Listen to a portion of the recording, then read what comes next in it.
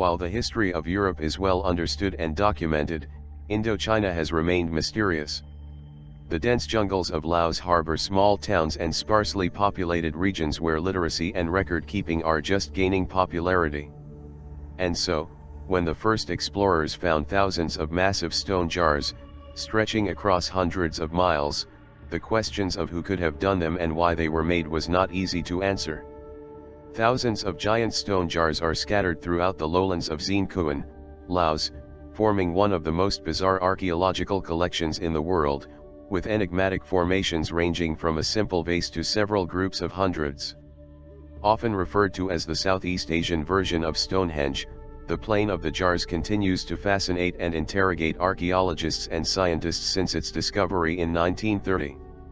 The Plain of Jars is one of the greatest archaeological mysteries in the world, he explains. Dr. Dugald O'Reilly from the School of Archaeology and Anthropology, Australia. Surprisingly little research has been done on the site, due to conflicts in the region. The area of the megalithic stonework is still plagued with unexploded ordnance. Between 1953 and 1973, a conflict was fought in Laos involving several factions of the Laotian aristocracy, which fought at the end of the 17th century for the control of power. The conflict was also known as the Secret War, because of the role played by the United States, forced to work in the shadows in Laos after the Geneva Conference of 1954 sanctioned independence and declared neutrality in the nearby Vietnamese conflict. The United States Air Force launched more than 2 million tons of cluster bombs in Laotian territory, many of which remain unexploded, the largest series of bombings since World War II.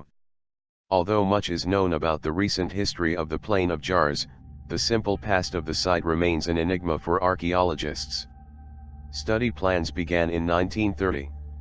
Archaeologists of the time believed that huge megalithic jugs were associated with prehistoric burial practices, which was later consolidated when a group of Japanese archaeologists found human remains and funerary objects inside some jugs of stone.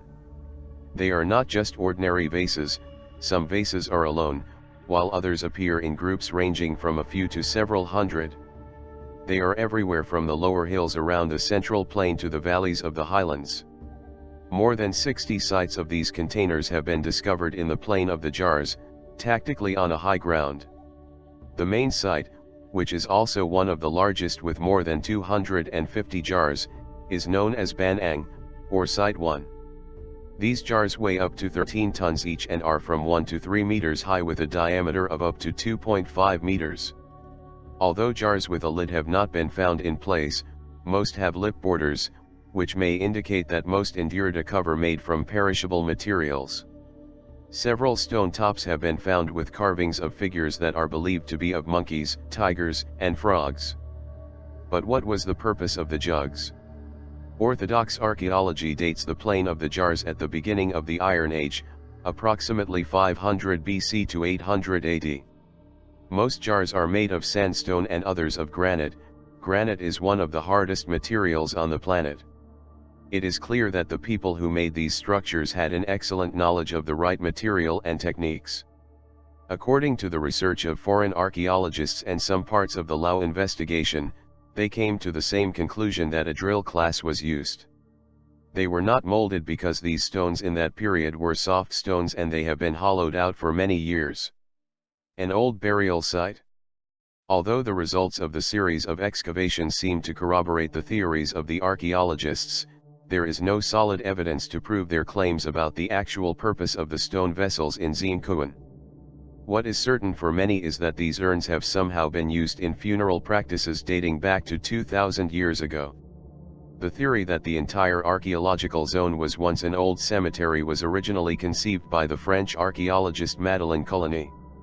In 1930, he excavated a natural cave located at Site 1. Using an artifact he found, he theorized that the cave, called Number 1, had once been a crematorium. The fact that its roof has two artificial openings that resembled chimneys seems to confirm the alleged purpose of the cave. These results led Coligny to investigate the origin and purpose of the surrounding jugs as well.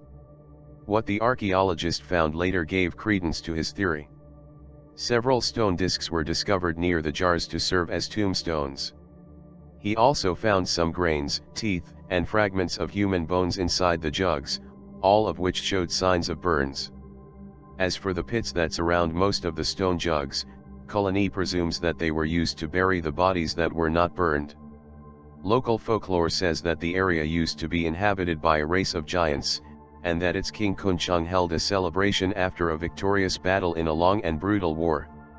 According to this legend, the jugs were used to create and store the Lao Lao, a potent traditional rice wine in Laos, for consumption in a massive celebration of victory. The largest vessels were used by important giants and the largest jar reserved for the king. Another local tradition says that the jars were modeled using natural materials such as clay, sand, sugar, and products of animal origin, in a kind of moldable cement.